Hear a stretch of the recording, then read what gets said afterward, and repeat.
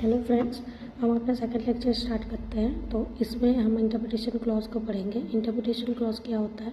किसी एक्ट में interpretation clause का मतलब होता है उस एक्ट में आगे आने वाले जो भी वर्ड्स है, जो भी कॉन्टेक्स्ट है, उसको समझने के लिए हम इंटरप्रिटेशन क्लॉज का यूज़ करते हैं। तो टीपीएम इंटरप्रिटेशन क्लॉज सेक्शन 3 में लिखा हुआ है। तो सेक्शन 3 में कुछ वर्ड्स है, जैसे कि इमूवेबल प्रॉपर्टी है ना, आपका इंस्ट्रूमेंट, अटेस्टेड, इसका मीनिंग क्या होता है? तो पहला है इमूवेबल प्रॉपर्टी। इमूवेबल प्रॉपर्टी में क्या इंक्लूड होता है, क्या इंक्लूड नहीं होता है? तो देखिए, इमूवेबल प्रॉपर्टी और मूवेबल प्रॉपर्टी दो तरह की चीज़ होती है। इमूवेबल प्रॉपर्टी का मतलब होता है वो प्रॉपर्टी जो मूव नहीं कर सकती है, और मूवेबल प्रॉपर्टी का मतलब वो होता है जो मूव कर सकती है।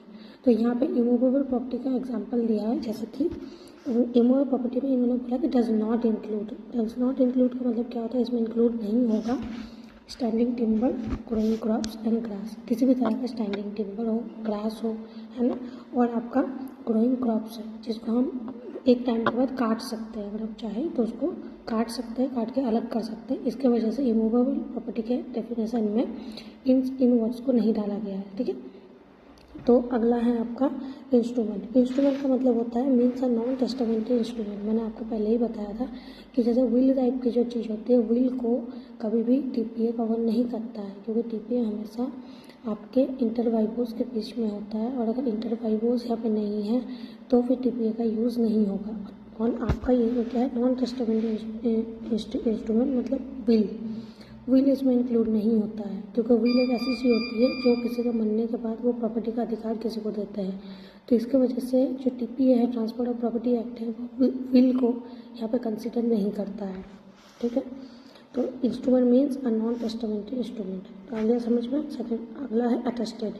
अटेस्टेड का मतलब क्या होता है? अटेस्टेड एक ऐसा इंस्ट्रूमेंट होता है जिसमें किसी प्रॉपर्टी को अगर आपको अटेस्ट करना है तो उसमें एक से ज़्यादा विटनेस चाहिए होता है, 2 और मोर विटनेस चाहिए होता है, या दो से ज़्यादा विटनेस का सिग्नेचर होना होता है, तब जाके उस इंस्ट्रूमेंट को हम अटेस्टेड मानते हैं। ठीक है, रजिस्टर्ड क्या होता है? रजिस्टर्ड का मतलब होता है registered in any part of the territories to which the act extend under the law for the time in enforce regulator registration of the documents.